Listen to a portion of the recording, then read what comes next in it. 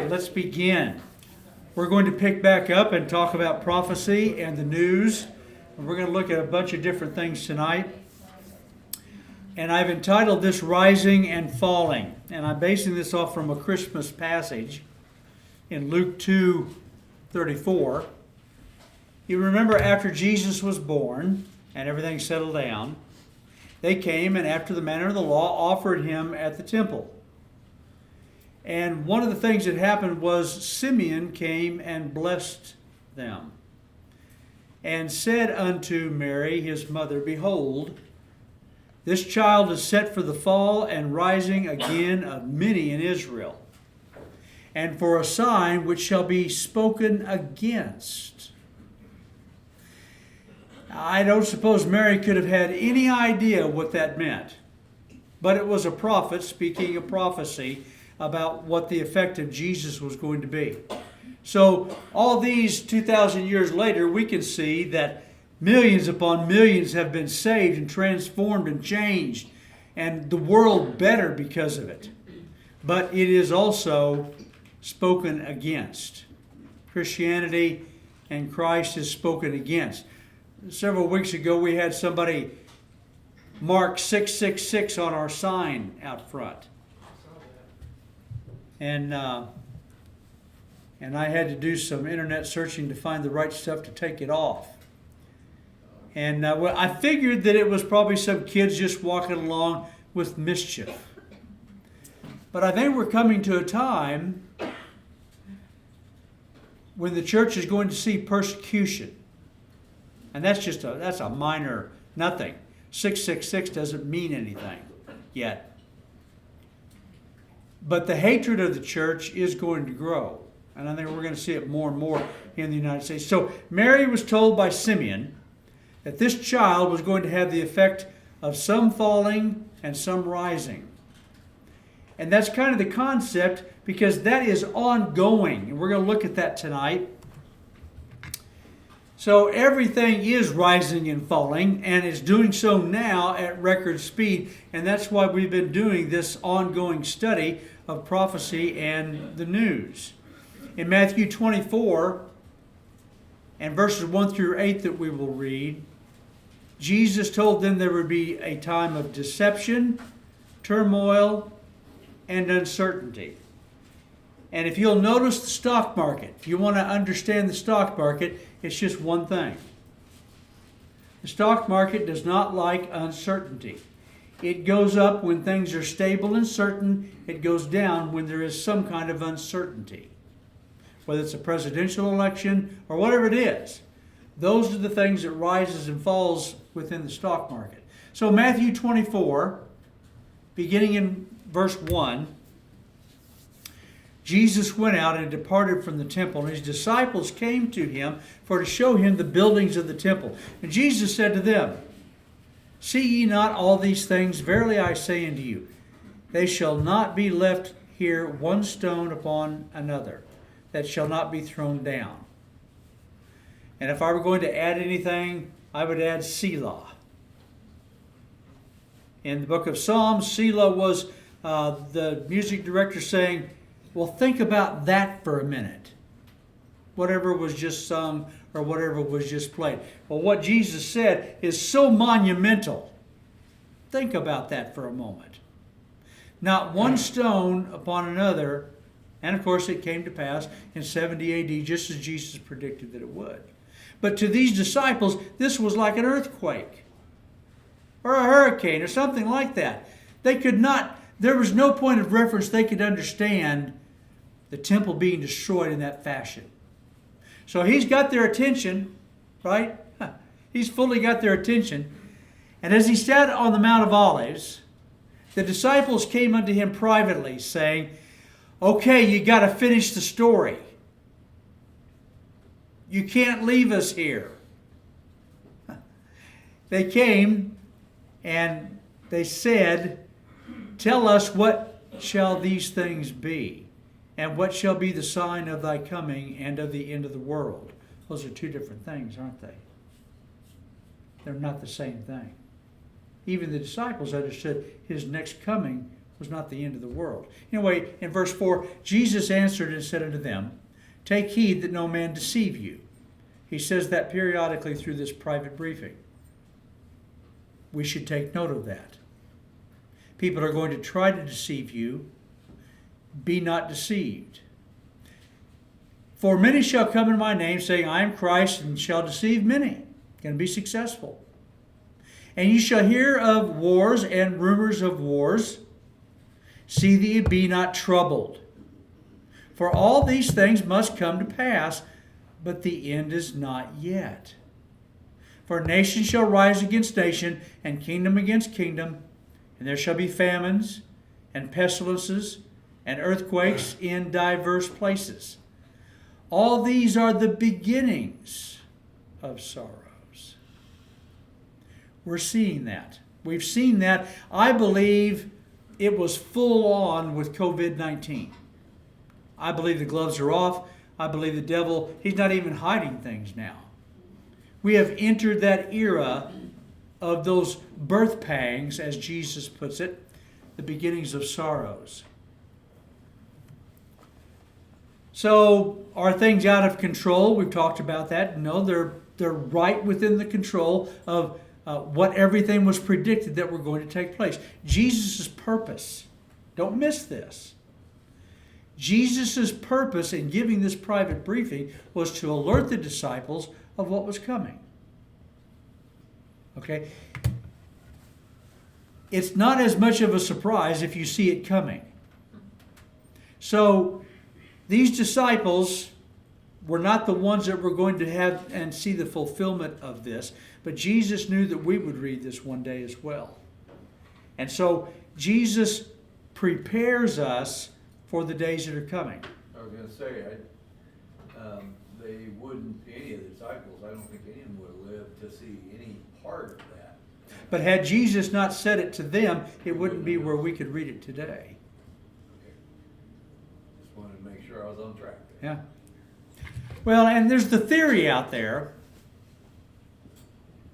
There's the dispensational theory that if in Acts chapter 2, when Peter preached his sermon, if Israel and the leaders in mass had turned to him, he would have come back. We wouldn't need the book of Acts. And all of this would be on. Now that's an interesting theory. It didn't happen, so I don't know what difference it makes. So we are now able to see, and obviously I can't type, now we can see the plan. Guys in days gone by, 100, 150 years ago, they could see that there was a plan that maybe was going to begin to shape up. You know, C.I. Schofield and Clarence Larkin, they wrote fantastic stuff that helped us take the Bible and say, this is what's going to be here soon. We're seeing it. We are the privileged generation to actually see these things begin to come into pass. So, this Great Reset and Klaus Schwab, we've talked about that days gone by. I'm not going to spend too much time here. But Klaus Schwab and the World Economic Forum, they have said there's going to be a great reset. We have a great opportunity, they say, in COVID-19 to reset everything. Everything that's all wrong in the world, we're going to remake it better. In fact, if I was running for president, that's what I'd use for my theme. Build it back better. Nobody even knows that's what Biden used. All right. So I ran across this. Now, watch carefully. This was the headline of the news article. Klaus Schwab arrested by the Swiss police. Now, what do you think about that? How would that factor in if Klaus Schwab is the author of this plan and now he's been arrested by the Swiss police? What do you think about that? Well, while you're thinking on that, it's fake news. I saw about 8 different websites that once it was said, then it got resaid. Klaus Schwab arrested by the Swiss police. It was all made up. It was a lie. And yet there are a dozen, I saw at least 8 pages that picked it up and did a whole thing on it. What do you think about that? I think you ought to think about that the next time you read any sensational, salacious, amazing headline. You need to make sure it's not fake news. We're inundated with fake news all around us of stuff that it might be true.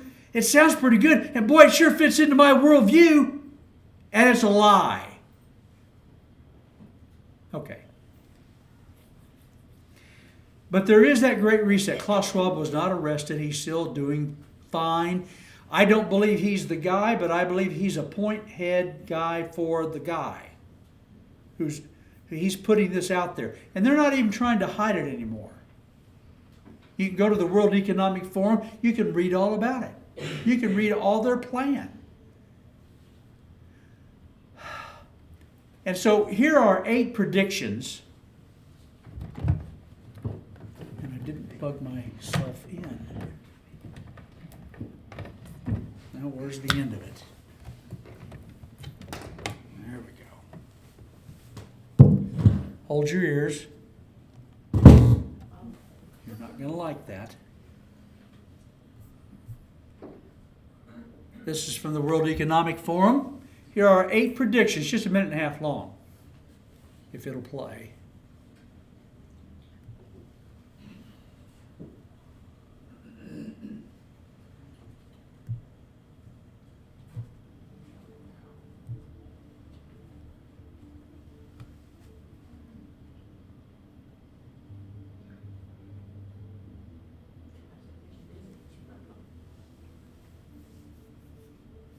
Guess it's mostly reading.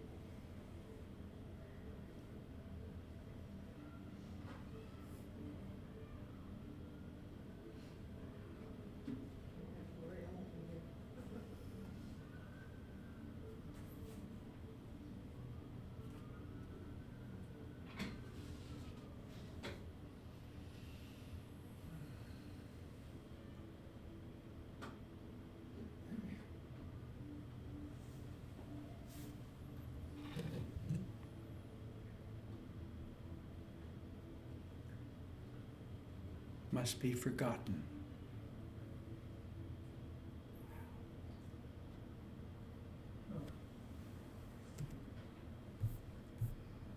That is mind-blowing. These people really do live on another planet. These are just 8 of their predictions. There's a lot more that they want to do. They say that they want to digitize everything. You're going to digitize everything. That money in your pocket, it's not going to mean anything soon. I mean, that's so easy to see now. Debit cards and credit cards and banking. And that's got to be what's behind why Biden was wanting the IRS to be able to access every bank account in America. And any transaction over $600, was it? They wanted to know about it. This has got to feed into incrementally, step by step, moving closer to digitizing everything. And they're literally going to digitize you too, as well. So everything is rising and falling at record speed. In 1992, I find this fascinating. Schwab established, he had more than one school, but his latest iteration in 92 for training leaders for the New World Order, calling it the Global Leaders for Tomorrow's School. Here are the graduates. Some of them of that original graduating class. Angela Merkel, Germany, which, by the way, she just got deposed. Tony Blair, Emmanuel Macron, Jacinda Ardern. She's the gal that's messing up New Zealand big time over COVID. California Governor Gavin Newsom. Oh, Pete, Bill, Jeff. These guys all went to this school and graduated. This is just a smattering of it. Okay, this is about preparing to go to Mars and get rid of fossil fuels and all those things that we saw, those predictions. This is the stuff that they learned, and that is the driving force for them now in all the things that they're doing. You know, we've got to do a better job of welcoming these immigrants, right? Well, Markle's been, she's totally off the rails on that kind of stuff the last couple of years. Elon Musk, taking a bit of a turn now. They're going to digitize everything. Something called Neuralink. Elon Musk developed this, and their hopes to start implanting it in brain chips in humans in 22.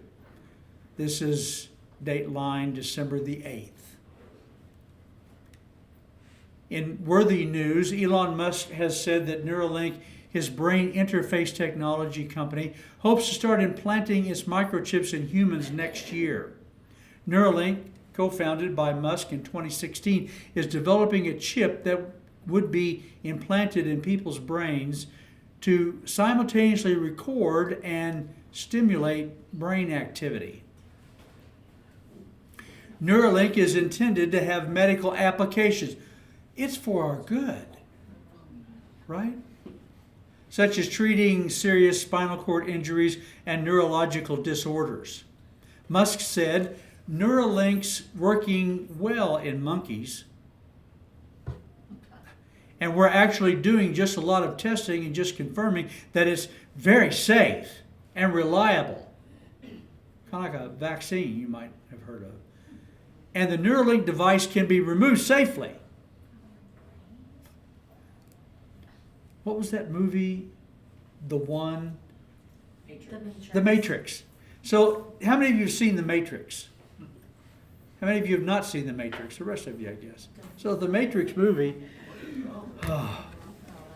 The Matrix said that the entire world that we know is digital. It's not real.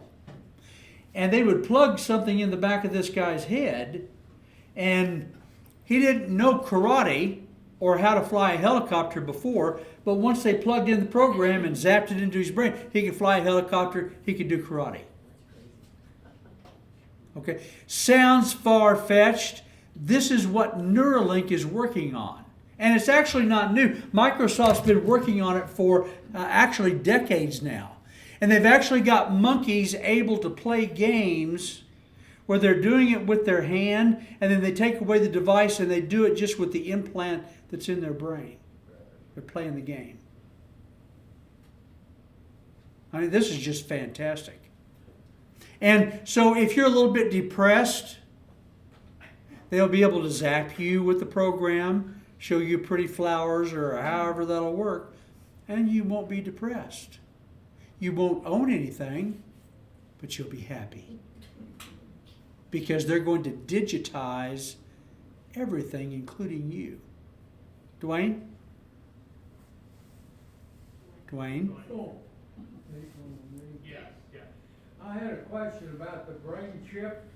Would that make people impossible for them to respond to the gospel?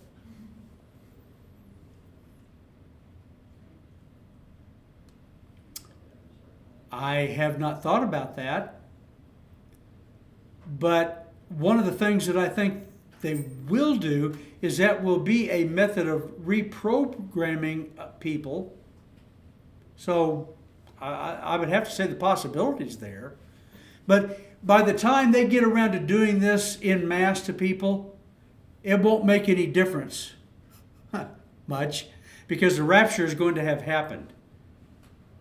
But yeah, so they've been talking about some of the the squad and the rest, they already want to program us. We need to be reprogrammed, deprogrammed, and then reprogrammed. This will be a method by which they can actually do that.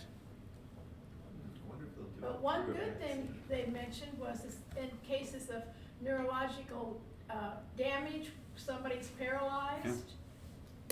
This is the thing. That's why they would get it biased, because that looks good. So there's two things you can count on in the medical world and the political world. In the medical world, they will always bring something to you as a good thing. If you're without a job and you're only 16 and you're pregnant, we can make your life better and not mess it up by an abortion. Okay? They will bring it to you, and other things too that might seem like a good thing, and they begin that way, but they don't end up that way. And politically, the same sort of thing happens. We have to do this to stop terrorism or child pornography. Right? But as soon as they have figured out to use this, all the information in here to stop terrorism and child pornography, now they can track me. Right? You just need to know that everything the devil does, he always brings it out as, why, that fruit, obviously God doesn't want you to eat it because he knows it tastes really good. And it does. It's just that at the end of it, it's poison. So just beware. Whether medicine or politics, it's always going to come. You know, and I'm as big a sucker as any on the technology end of it. I've got Alexa all over my house. All I have to do is just that she's at my beck and command. Alexa, turn the lights on in the living room. Alexa, put the lights in the kitchen on 50%. Alexa, tell Judy to go get my slippers. No, she hasn't learned to do that yet. But it's fantastic. I never have to get off the couch, so to speak. I've got it set up so that if somebody breaks into my house, I just tell Alexa, Alexa, alert. And all the Alexas throughout the house will play a warning. I'm calling the police. Get out. Problem is, I can't make her say it really mean. And it's really not very scary. So I don't think it would help. It might make them laugh and I could get a beat on them. Anyway, it will always be promoted as something good. And that's how the devil brings it in. So previously we've talked about China's social credit score system. It's based on compliance. If you are a good communist, if you are a good citizen, you have a higher score. And therefore money is available to start a job, and you will be able to have the better health care, and on and on and on. Even to the extent, if you don't have a good social credit score, that sweet-looking girl that you wanted to ask out on a date, she might say no to you if she thinks you're maybe an enemy of the state, your score's not high enough. Or she's trying to crawl up the ladder and she wants somebody who's a really good citizen who the Communist Party will be okay with. Literally, you'll be able to date or not date based on your credit score. Now, that's subtle, but they're keeping track of all kinds of information. We've talked about this before. They've got drones out there. They've got all kinds of cameras out there. They see when you jaywalk on the street. You do that once, maybe it won't mean much. You do that as a habit, and they will note that in your log. Dan? Tying that to the digital financing, there was some reference that they wanted to make all the banks go away and all be paralyzed. I think somebody said that. And we were having a conversation and said as soon as they do that, they'll utilize that social credit score to see whether or not you know, if you happen to vote Republican, your score is lower. You know, It's called equity credit score in America. Yeah. That's what it is. Only the difference is with the Chinese Communist Party, I kind of understand their underpinning and the reason they're doing it. If you want to control people, that's what you do. But in America, the equity credit score is not based on whether you jaywalk or not. It's based on whether you support critical race theory, climate change, Black Lives Matters, whether you have the right number of employees that are black in your business.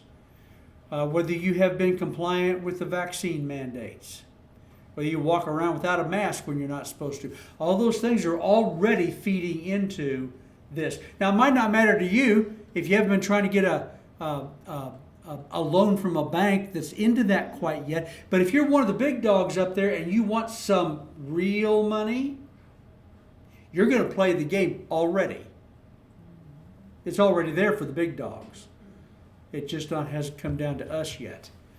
And so I think the American version is evil. I don't see the Communist Party purpose in it. It's just about control. But what they're doing here in America is evil because of what it's based on. So, Forbes magazine, there was an article, dateline April 12th, 2020. How the COVID-19 crisis is threatening freedom and democracy across the world. Globe. In China, citizens of hundreds of cities have been required to install tracking software on their smartphones. The software shares location data with the police. In Israel, the police are now allowed to use cell phone data to track locations of those suspected of being infected. No court order is required.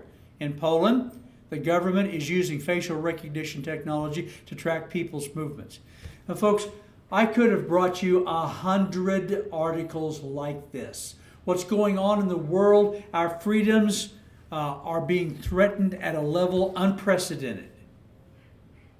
Fortunately, we still live in America, and fortunately, we live in a red state. You have no idea how glad you should be living in Missouri instead of California or New York. But they were doing the same kinds of things when they reopened Worlds of Fun. You had to have their app in order to go to Worlds of Fun so they could track every movement you made, so they could track COVID-19. And people handed their phone right over with no Yep. thinking about it. No problem. So don't be delusional that it's not happening here. I'm not delusional thinking they're not already doing it to me, Yep. and I haven't given them permission. Mm-hmm. This phone, I can pull up a map. I should do that sometime. Pull up a map of every place I've been in the last month. I could do it through Apple. I could do it through Google. Google's the worst. I may have turned Apple off, but I don't know about Google. You got Google Maps on your phone? They're tracking you. They know where you've been. That seems harmless. I'm not going any place I'd be afraid of. All the stuff on my phone, Judy sees it on her phone. By the way, you might not know that. If you send me information, I don't keep stuff from Judy. So I'm not doing anything I'm afraid of, but some prosecutor at some point in the future who's trying to build a case against Doug Bradley will be able to shape that narrative based on all that data. Brave new world. Huh. Here in the United States, an army of drones will soon be monitoring compliance with social distancing orders. The mayor of Elizabeth, New Jersey has announced, quote, "Some may notice drones monitoring your neighborhoods. These drones are going to alert people to move away from each other if they are congregating. Summonses have and will continue to be issued to those found in violation. Fines are up to $1,000. You have been advised."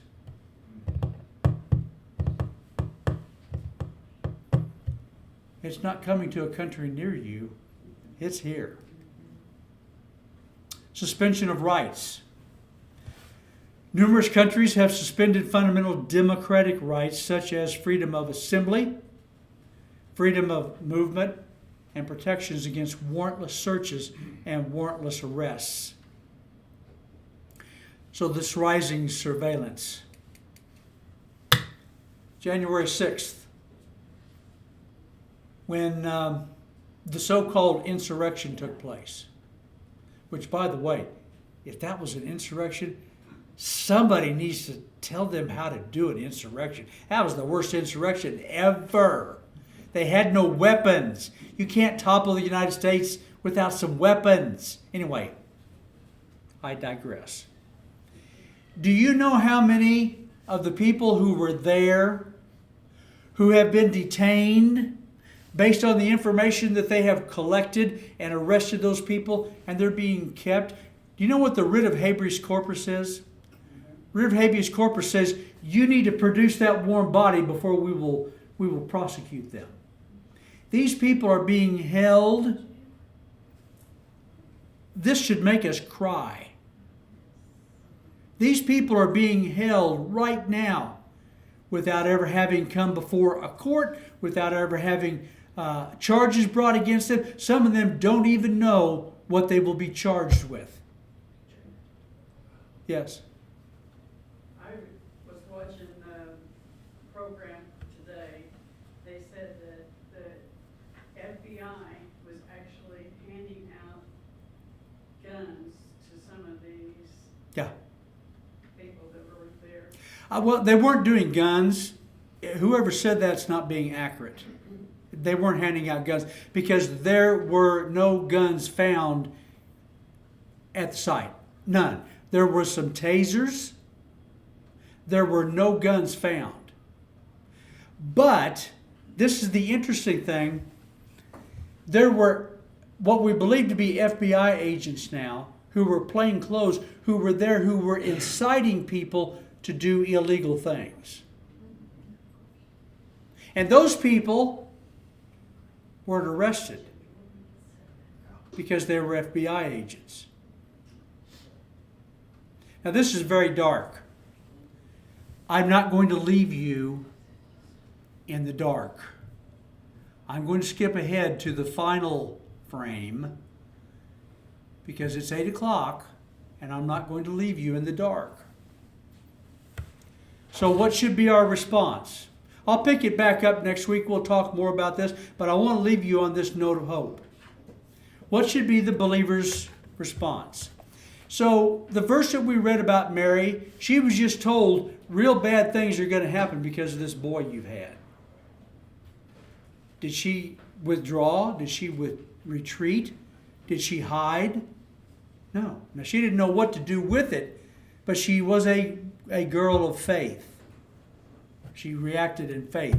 So Daniel in the lion's den, when Daniel knew that the king's decree had been signed, that no one could pray to anybody, any God at all, for 30 days, what did Daniel do? Bowed down and prayed.